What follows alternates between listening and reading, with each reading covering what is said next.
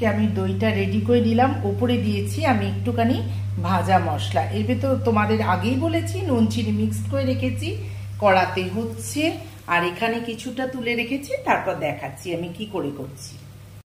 এবার আমি তোমাদের দেখাচ্ছি। এরকম 2 কাপ দই নিয়ে নিয়েছি। হ্যাঁ, 2 কাপ দইয়ের সাথে আমি চিনি নুন মিশিয়ে এইরকম একটা পাতলা একটু ব্যাটার করে নিয়েছি।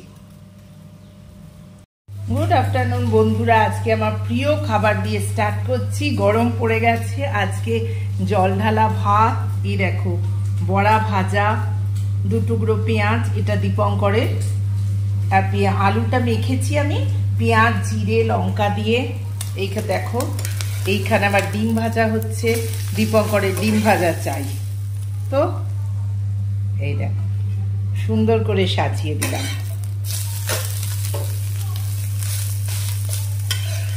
দীপঙ্কর চাইছে আমি একটুখানি দাঁড়াও, সুন্দর করে বন্ধুদের দেখিয়ে দিই। এই দেখো, দেখে নিলে আজকে আমাদের লাঞ্চ।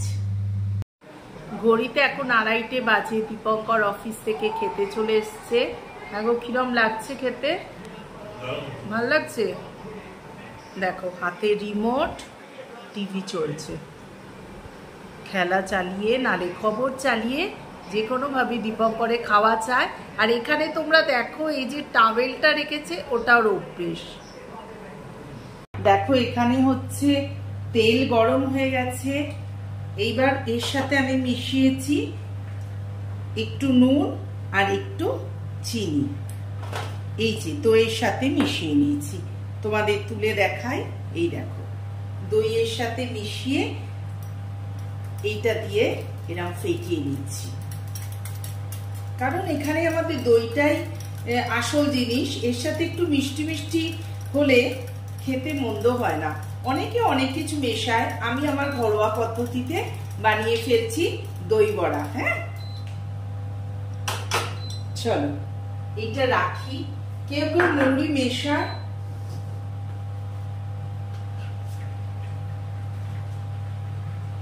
এই দেখো বড়ার ডাল, এতে আমি একটুখানি মৌরি মিশিয়ে নিচ্ছি, আবার আমি ফেটিয়ে নিচ্ছি। ফেটানোর উপরই তোমার আসল। আমার মা এত সুন্দর ফেটাতো, মার থেকে কিছুটা শিখেছি, জানি না ভালো হবে কিনা। আমার মা কি সুন্দর বিউলির ডালের বড়ি দিত জানো, কি সুন্দর। দেখি একটা হয়েছে কিনা, চলো স্টার্ট করি।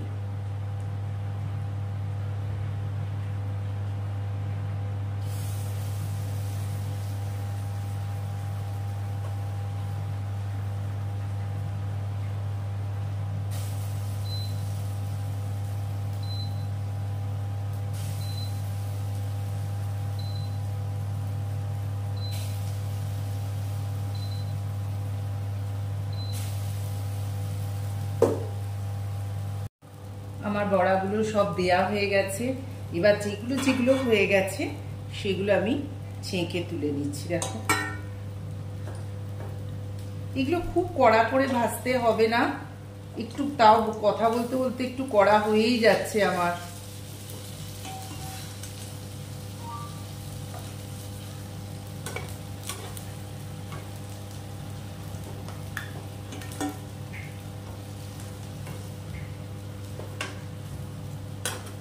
এবার ফটাফট এগুলো তুলে নিই। হ্যাঁ, এই দেখো তোমাদের দেখাচ্ছি কি সুন্দর হয়েছে। এর ভেতরটা এরকম তুলতুলে হবে, দেখো কি সুন্দর না?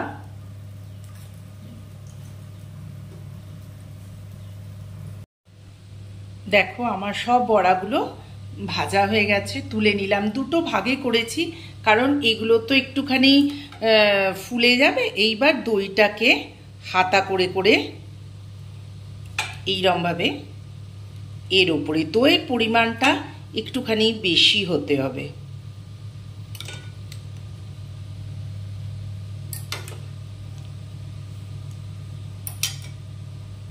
দুদিকেই আমি দেখো সমানভাবে দই দিয়ে দিয়েছি। হ্যাঁ, এইবার আমি দেখো তোমাদের দেখবে তোমরা এর ওপর আমি মশলা ছড়িয়ে দেব। তারপর কেউ এর সাথে ঝুড়ি ভাজা, তারপর কেউ আবার সস ঢেলে খায় ওপরে। যে যেরকম পারবে সেরকম ভাবেই তোমরা খাবে। রেডি হয়ে গেল আমার দই বড়া। এইখানে এক কাশি, এইখানে এক কাশি। তো চলো, তোমাদের দই বড়াটা যদি ভালো লেগে থাকে তো অবশ্যই do like, share and subscribe my channel. Kaberi জীবন কথায় তোমাদের স্বাগত। Good night, tata.